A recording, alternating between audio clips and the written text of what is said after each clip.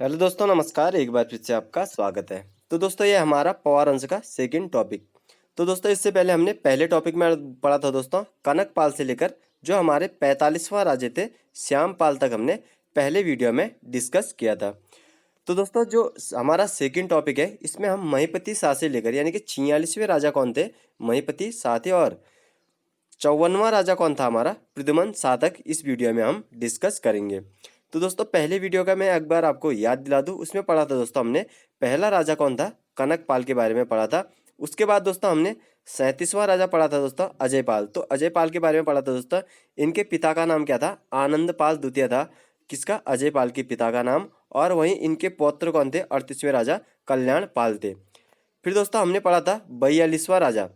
तो 42वां राजा कौन थे, सहजपाल थे। कौन थे, सहजपाल। और 43वां राजा कौन थे, तो थे ये दोस्तों बलभद्र शाह। तो 43वां राजा कौन हो गया दोस्तों, बलभद्र शाह। और 44वां जो थे दोस्तों वो थे मानशाह।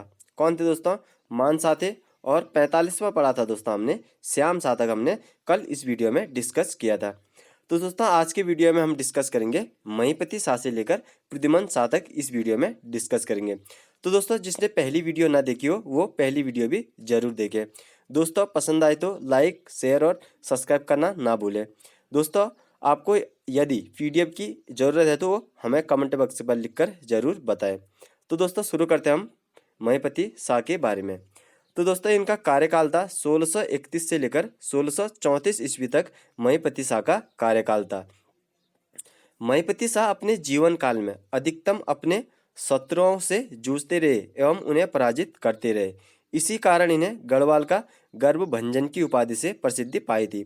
तो दोस्तों, इसमें दो क्वेश्चन है हमारे, एक गर्भभंजन है और एक गर्भभंजक है। तो गर्भभंजन कौन हो गए, महीपति शाह हो गए। और गर्भभंजक की बात करें तो वो थे माधो सिंह भंडारी, इन्हीं के क्या थे, सेनापति थे। तो दोस्तों, गर्भभंजन होता क्या है, तो गर्भभंजन इनको उपाधि क्यों दी गई दोस्तों, क्योंकि इन्होंने क्या किया था, चारों दिशाओं यानी कि पूरब, पश्चिम, उत्तर, दक्षिण, सभी जो चारों दिशाओं के राजा थे उनका सबको जीत लिया था, यानी कि सबको पराजित किया था। इसीलिए इनको क्या कहा जाता है, गढ़वाल का गर्भभंजन की उपाधि इनको दी गई थी। दापा तिब्बत पर आक्रमण करने वाला प्रथम राजा महीपति शाह था। तो दापा किसे कहा जाता है दोस्तों, तिब्बत को क्या कहा जाता है, दापा कहा जाता है। यानी कि पवार वंश का पहला शासक कौन हो गया जिसने दापा तिब्बत पर आक्रमण किया था, वो थे महीपति शाह। कुमाऊं शाह, महीपति शाह के समय कुमाऊं का राजा तिरमल चंद था। तो महीपति शाह के समय कुमाऊं के राजा कौन हो गए, तिरमल चंद हो गए दोस्तों। तो ये पूछा भी जा सकता है कि महीपति शाह के समय कुमाऊं के राजा कौन थे, तो तिरमल चंद थे। मौलाराम ने महीपति शाह को महाप्रचंड भुजदंड कहा है। तो मौलाराम ने महीपति शाह को कौन सी उपाधि दी है, ये दी है महाप्रचंड भुजदंड की उपाधि दी है मौलाराम को। अगला है केशोराय मठ से महीपति शाह के लेख मिलते हैं। तो केशोराय मठ का है दोस्तों, ये श्रीनगर में स्थित है केशोराय मठ। तो यहाँ से किसके लेख मिलते हैं, महीपति शाह के लेख मिलते हैं। तो केशोराय मठ है दोस्तों श्रीनगर में, और इसकी स्थापना हुई थी 1625 ईस्वी में। अब है दोस्तों महीपति शाह के सेनापति। तो महीपति शाह के सेनापति दोस्तों माधव सिंह भंडारी। तो इन्हें क्या कहा जाता है, गर्भभंजक कहा जाता है। अगला है बनवारी लाल। थर्ड है दोस्तों रिखोला लोधी। और चौथा है दोस्तों महासिर उल उमला। तो दोस्तों पूछा जा सकता है कि महीपति शाह के सेनापति, तो महीपति शाह के कितने सेनापति हो गए, 4 सेनापति थे। तो पहला था दोस्तों माधव सिंह भंडारी, सेकंड था बनवारी लाल, और थर्ड था रिखोला लोधी, और चौथा कौन थे, महासिर उल उमला थे महीपति शाह के सेनापति। महीपति शाह के पिता का नाम दुलाराम था। तो महीपति शाह के पिता का नाम क्या हो गया, दुलाराम हो गया महीपति शाह के पिता का नाम। अगला है सबसे अधिक आयु में राजा बनने वाला गढ़वाल का शासक कौन था, महीपति शाह था। तो पवार वंश में सबसे अधिक उम्र में राजा बनने वाले शासक कौन हो गए, महीपति शाह हो गए। मुगल लेखों में इसे अक्खड़ राजा कहा गया है, यानी कि महीपति शाह को मुगल लेखों में क्या कहा गया है, अक्खड़ राजा कहा गया है। जेसुएट ट्रेवल्स इन सेंट्रल एशिया पुस्तक किसकी है दोस्तों, ये वेल्सस की है। इस पुस्तक में महीपति शाह के तिब्बत अभियान पर पूर्ण प्रकाश डाला गया है। तो महीपति शाह ने जितने भी यानी कि तिब्बत पर आक्रमण किया था दोस्तों 3 बार, यानी कि 3 बार आक्रमण किया था महीपति शाह ने तिब्बत में। और इसका विवरण किसमें है, जेसुएट ट्रेवल्स इन सेंट्रल एशिया पुस्तक में किया है वेल्सस ने। महिपति शाह ने सिरमौर के डाकुओं का दमन किया था। तो सिरमौर के डाकुओं का दमन किसके द्वारा किया गया था? महिपति शाह के द्वारा किया गया था। सिरमौर है दोस्तों ये, सिरमौर के डाकुओं का दमन। छोटा चीनी यानी कि तिमुल का युद्ध 1640 ईस्वी में, जिसमें महिपति शाह के सेनापति माधव सिंह भंडारी की मृत्यु हो गई थी। तो छोटा चीनी या तिमुल का युद्ध कब हुआ दोस्तों? 1640 ईस्वी में हुआ था, जिसमें महिपति शाह के सेनापति कौन थे? माधव सिंह भंडारी। तो इन्हें क्या कहा जाता है? गर्वभंजक कहा जाता है। तो इसी युद्ध में इनकी मृत्यु हो गई थी। तो दोस्तों पूछा जा सकता है कि छोटा चीनी या तिमुल का युद्ध कब हुआ था? 1640 ईस्वी में। और इसी युद्ध में किसकी मृत्यु हुई थी? जो महिपति शाह के सेनापति थे माधव सिंह भंडारी। और इन्हें क्या कहा जाता है? गर्वभंजक भी कहा जाता है। इन्हीं की क्या हो गई थी? छोटा चीनी या तिमुल के युद्ध में मृत्यु हो गई थी। दी जीसुइट एंड द ग्रेट मुगल्स पुस्तक। तो दोस्तों यह है श्री मैगलेगन की। तो दोस्तों श्री मैगलेगन की पुस्तक कौन सी होगी? The Jesuit and the great Mughals. तो इस पुस्तक में इन्होंने किसके बारे में बताया दोस्तों? इस पुस्तक में एंड्राडे व उसका साथी कौन था? मारविक ईसाई धर्म के प्रचार के लिए महिपति शाह के समय आए थे। इसी योजना के अंतर्गत 11 अप्रैल 1626 को एंड्राडे ने सापरांगा में एक चर्च की स्थापना की थी। तो दोस्तों मैगलन ने अपनी पुस्तक कौन सी है? The Jesuit and the great Mughals में लिखा है कि जो महिपति शाह के शासनकाल में ईसाई धर्म प्रचार के लिए कौन आए थे? एंड्रेडे व उसका साथी कौन था? मारविक था। वो किसके लिए आए थे? ईसाई धर्म के प्रचार के लिए आए थे महिपति शाह के शासनकाल में। और इसी योजना के अंतर्गत इन्होंने दोस्तों 11 अप्रैल 1626 में सापरांगा यानी कि ये तिब्बत में पड़ता है दोस्तों, इन्होंने एक चर्च की स्थापना वहाँ की थी। तो दोस्तों ये था महिपति शाह के बारे में इम्पोर्टेंट। अब देखते हैं दोस्तों पृथ्वीपति शाह के बारे में। तो दोस्तों जो पृथ्वीपति था उनका शासनकाल था 1634 से लेकर 1664 ईस्वी तक। तो दोस्तों ये पूछा जाता है इनका शासनकाल, तो इनका शासनकाल हो गया 1634 ईस्वी से लेकर 1664 ईस्वी तक। तो हो गए दोस्तों ये 47वें राजा। तो दोस्तों इनके पिता कौन हो गए? महिपति शाह। पृथ्वीपति शाह की संरक्षिका राजमाता कर्णावती थी। तो पृथ्वीपति शाह की जो संरक्षिका थी वो कौन थी? कर्णावती थी। यानी कि ये महिपति की वाइफ होगी कर्णावती। 1634 से 1640 ईस्वी तक, यानी कि 1634 से 1640 ईस्वी तक पृथ्वीपति शाह की संरक्षिका कौन थी? राजमाता कर्णावती थी। राजमाता कर्णावती ने करणपुर नगर बसाया था। तो करणपुर नगर किसके द्वारा बसाया गया था? कर्णावती के द्वारा बसाया गया था। इनकी पहली राजधानी नवादा थी। तो इनकी पहली राजधानी कहाँ थी? नवादा थी दोस्तों। नवादा देहरादून में पड़ता था। पृथ्वीपति शाह की दूसरी राजधानी राजगढ़ या गढ़वालगढ़ी थी। तो यानी कि पृथ्वीपति शाह की पहली राजधानी तो थी दोस्तों नवादा, और दूसरी राजधानी थी राजगढ़ या गढ़वालगढ़ी थी पृथ्वी शाह की दूसरी राजधानी। बावड़ियों व कुल्लियों का निर्माण कर्णावती ने कराया था। तो बावड़ियों व कुल्लियों का निर्माण किसके द्वारा कराया गया था दोस्तों? ये कर्णावती के द्वारा कराया गया था। कर्णावती की तुलना गोंडवाना संरक्षिका रानी दुर्गावती से की जाती है। तो कर्णावती की तुलना किससे की जाती है दोस्तों? ये की जाती है गोंडवाना संरक्षिका रानी दुर्गावती से की जाती है। तो पूछा जा सकता है कि कर्णावती की तुलना किससे की गई है? तो ये की गई है गोंडवाना की संरक्षिका रानी दुर्गावती से की गई है कर्णावती की तुलना। पृथ्वीपति शाह ने मुगल शहजादा सुलेमान सिकोह को 1658 में शरण दी थी। तो दोस्तों ये क्वेश्चन तो पूछा भी जा चुका है कि शहजादा सुलेमान सिकोह को किसने शरण दी थी? तो ये दी थी पृथ्वीपति शाह ने। और कब? 1658 ईस्वी में। अगला है दोस्तों पृथ्वीपति शाह के पुत्र मेदिनी शाह व राम सिंह ने सुलेमान सिकोह को 1660 ईस्वी में औरंगजेब को सौंपा था। तो पृथ्वीपति शाह के पुत्र कौन हो गए दोस्तों? मेदिनी शाह और वह राम सिंह। तो दोस्तों राम सिंह थे एक वहाँ पृथ्वीपति शाह के शासनकाल में थे जय सिंह। तो ये थे यहाँ के ब्राह्मण। तो इनके पुत्र थे। राम सिंह ने क्या किया था? सुलेमान सिकोह को क्या किया था? औरंगजेब को सौंपा था 1660 ईस्वी में।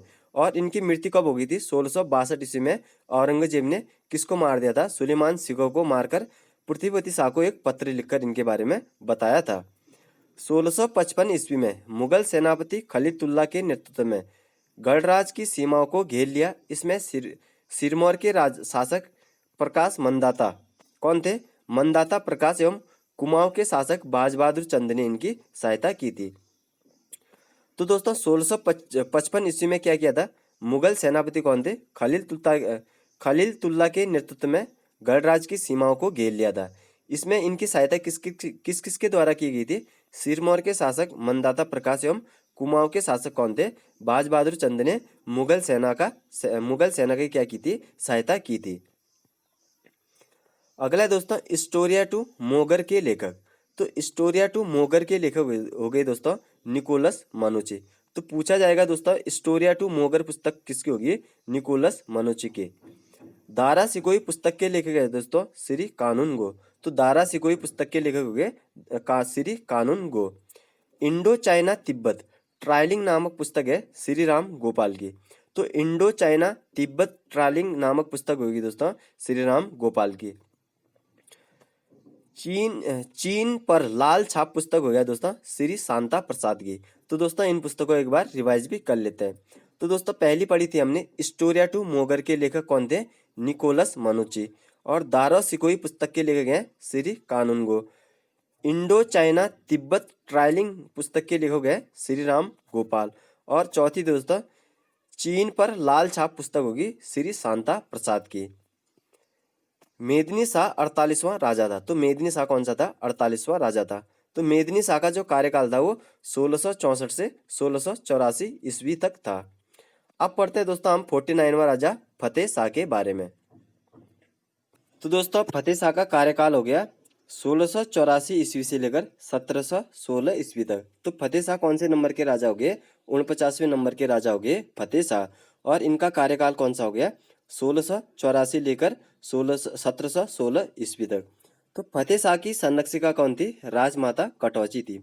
और वहीं हमने इससे पहले पढ़ा था दोस्तों पृथ्वीपति शाह की जो संरक्षिका थी वो कौन थी, कर्णावती उनकी संरक्षिका थी। और फतेह शाह की संरक्षिका कौन होगी दोस्तों, राजमाता कटौची इनकी संरक्षिका थी।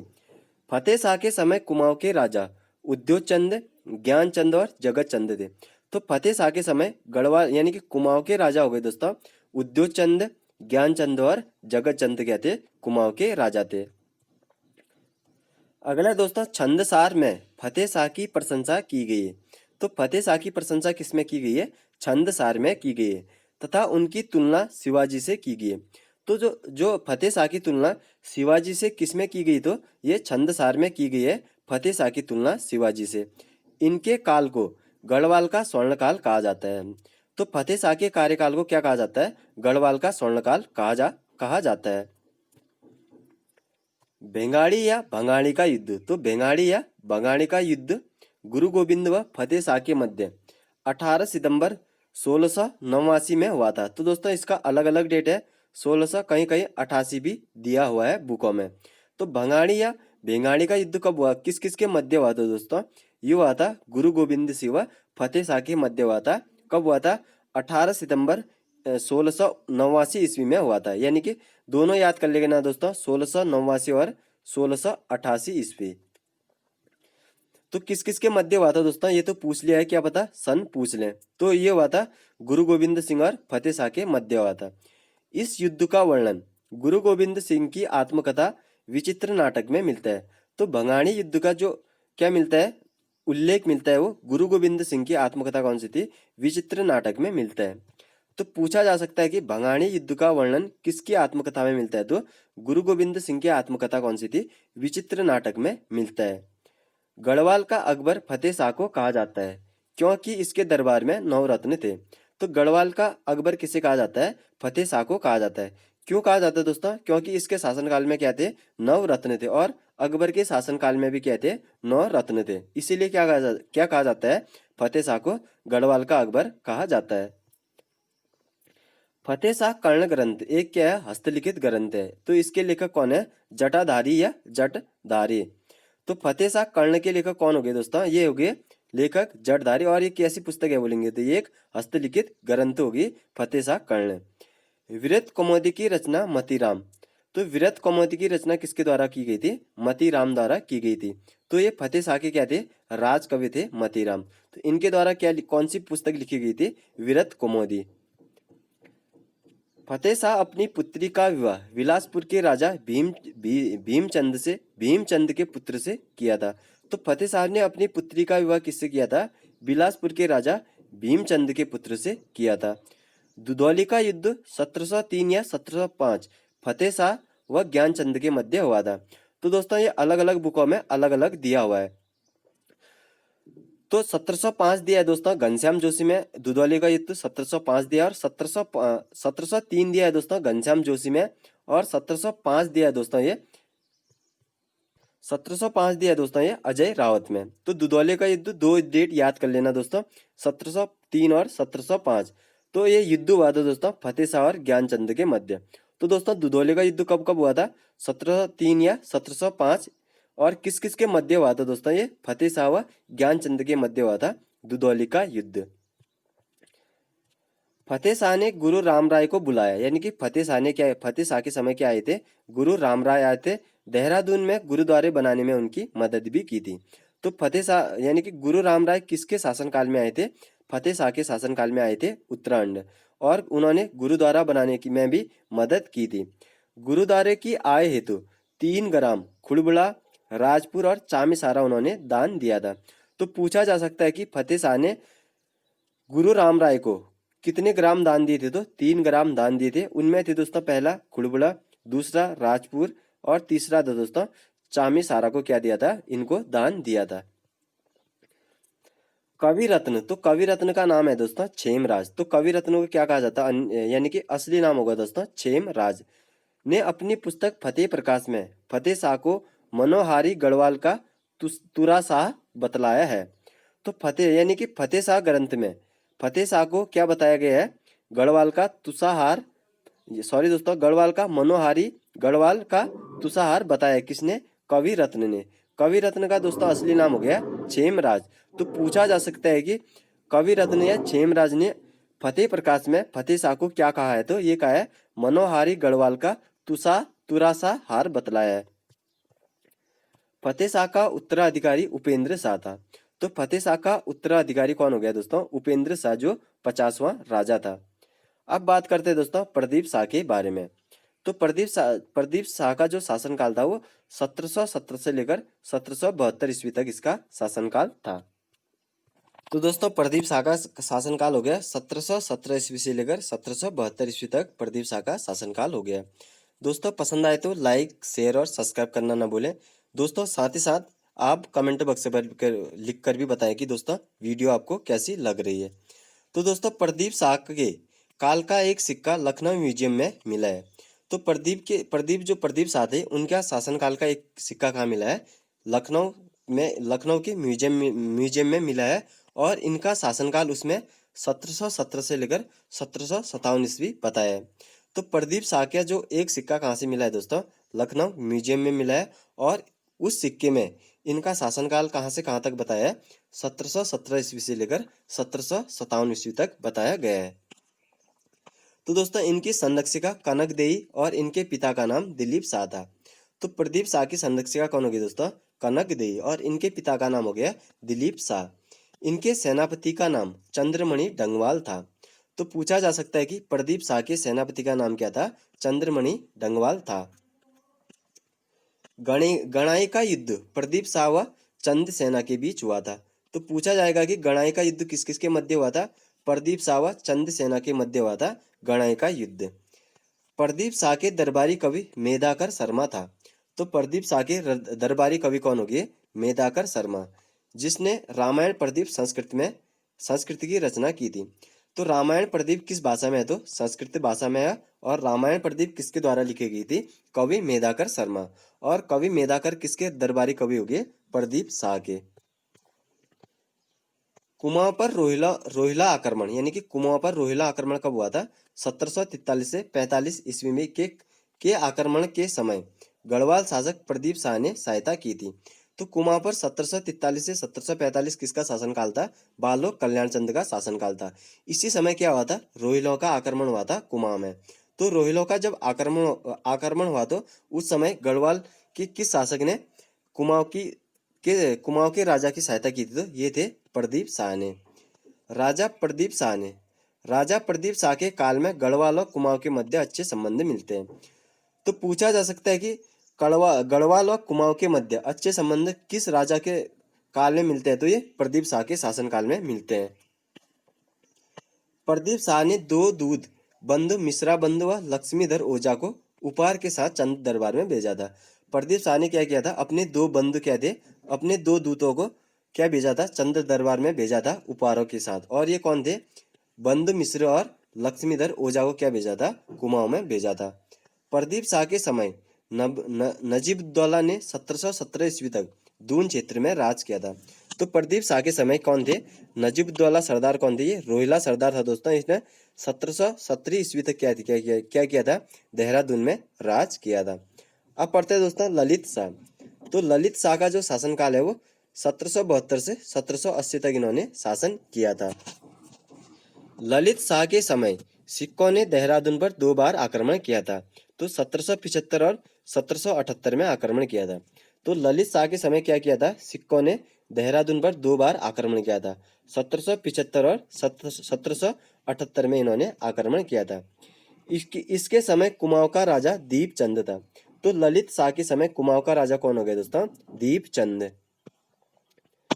बगवाली पोखर का युद्ध 1779 में ललित शाह व मोहनचंद के बीच हुआ था, जिसमें मोहनचंद की हार हो गई थी। तो दोस्तों बगवाली पोखर का युद्ध कब हुआ था, 1779 ईस्वी में हुआ था और ललित शाह व मोहनचंद के बीच हुआ था, जिसमें क्या हुआ था, मोहनचंद की हार हो गई थी।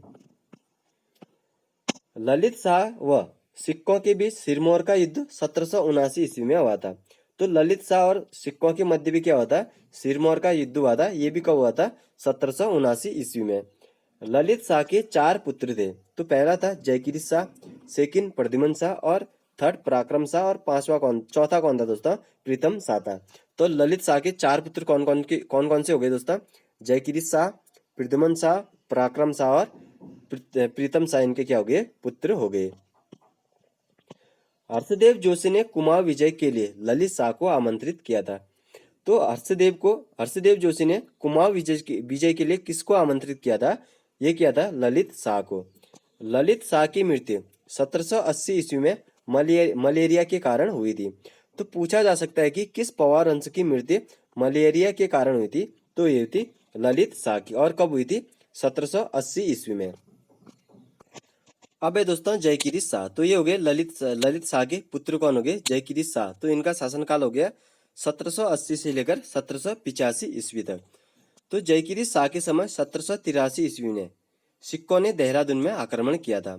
तो ललित शाह के समय कब किया था दोस्तों, सिक्कों ने आक्रमण 1775 ईस्वी और 1778 ईस्वी में क्या किया था, सिक्कों ने ललित शाह के समय आक्रमण किया था।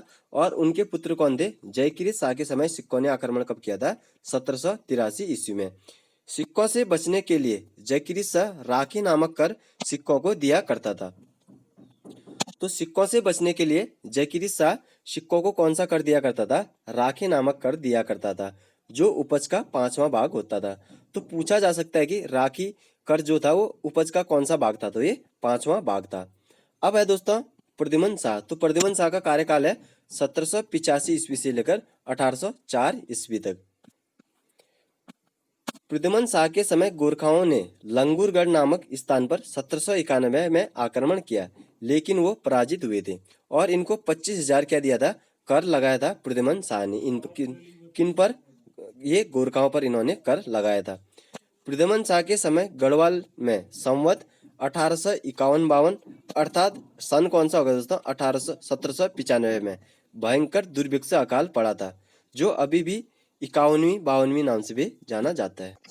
तो दोस्तों प्रद्युमन शाह के समय क्या होता है, गढ़वाल में संवत कब था दोस्तों, संवत बोलेंगे तो 1851-52 और सन बोलेंगे तो 1785 ईस्वी में भयंकर दुर्भिक्ष। तो दुर्भिक्ष किसे कहा जाता है, अकाल पड़ा था, यानी कि अकाल को क्या कहते हैं, दुर्भिक्ष भी कहा जाता है, जो अभी भी तक 51वीं-52वीं नाम से जाना जाता है।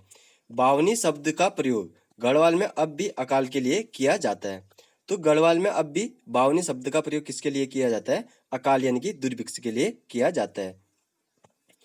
1786 ईस्वी में इसके समय रोहिला आक्रमण हुआ था। तो 1786 में क्या हुआ था, रोहिला आक्रमण हुआ था प्रद्युमन शाह के समय। तो इसका नेतृत्व किसने किया था, गुलाम कादिर के नेतृत्व में किया था रोहिलों ने आक्रमण। गोरखाओं ने अमर सिंह थापा व हस्तदिल चौतरिया के नेतृत्व में आपदाग्रस्त, तो आपदा कब आई थी गढ़वाल में, 1803 में आपदाग्रस्त गढ़वाल पर आक्रमण किया था। तो गोरखाओं के सरदार कौन थे? अमर सिंह थापा व हस्तदल चौतरिया ने गढ़वाल में कब आक्रमण किया था? 1803 में। जब उस समय क्या हुआ था? गढ़वाल में भयंकर भूकंप पड़ा था 1803 ईस्वी में। 14 मई 1804 में खुड़बड़ा के मैदान में प्रद्युम्न शाह वीरगति को प्राप्त हो गए थे। तो प्रद्युम्न शाह की मृत्यु कब हुई थी? खुड़बड़ा युद्ध में 14 मई 1804 ईस्वी को। खुड़बड़ा युद्ध की सत्यता के बारे में वैली ऑफ दून पुस्तक में मिलता है। तो इसके लेखक हैं आर.ए. गिल। तो जो खुड़बड़ा युद्ध है दोस्तों, उसके बारे में किस पुस्तक में मिलता है? तो वैली ऑफ दून में मिलता है और इसके लेखक है आर.ए. गिल। प्रीतम शाह की पुस्तक पौराणिक गढ़वाल में व हरिकृष्ण रतूड़ी की पुस्तक गढ़वाल का इतिहास में भी इसके बारे में मिलता है। तो खुड़बड़ा युद्ध के बारे में किस किस के बुक में मिलता है दोस्तों? वैली ऑफ दून किसकी हुई दोस्तों? आर.ए. गिल की पुस्तक में। और पातीराम परमार की पुस्तक हुई दोस्तों पौराणिक गढ़वाल में भी इसका उल्लेख मिलता है। और हरिकृष्ण रतूड़ी की पुस्तक गढ़वाल का इतिहास में भी खुड़बड़ा युद्ध के बारे में मिलता है। प्रद्युम्न शाह के पुत्र प्रीतम शाह को गोरखाओं ने बंदी बनाया था। तो जो प्रद्युम्न शाह के पुत्र कौन थे? प्रीतम शाह थे। प्रीतम शाह को इन गोरखाओं ने क्या बनाया था? बंदी बनाया था और ये इसको काठमांडू यानी कि नेपाल लेके गए थे। सिरमौर का युद्ध 1793 में पराक्रम शाह व धर्म प्रकाश के मध्य हुआ था। तो सिरमौर का युद्ध किस किस के मध्य हुआ था? 1793 में पराक्रम शाह व धर्म प्रकाश के मध्य हुआ था। शिव प्रसाद डबराल ने प्रद्युम्न शाह के कार्यकाल को कुशासन में डूबा हुआ बताया है। तो शिव प्रसाद डबराल ने जो प्रद्युम्न शाह का कार्यकाल था उसको क्या बताया है? कुशासन में डूबा हुआ बताया है। तो दोस्तों इस वीडियो में इतना ही था। अब जो भी पवार वंश के शासन बचे हैं दोस्तों, शासक बचे हैं, उसको हम अगले वीडियो में डिस्कस करेंगे। दोस्तों वीडियो आपको कैसी लगी कमेंट बॉक्स पर लिखकर जरूर बताएं। दोस्तों पसंद आए तो लाइक शेयर और सब्सक्राइब करना ना भूलें। दोस्तों तब तक के लिए जय हिंद जय भारत।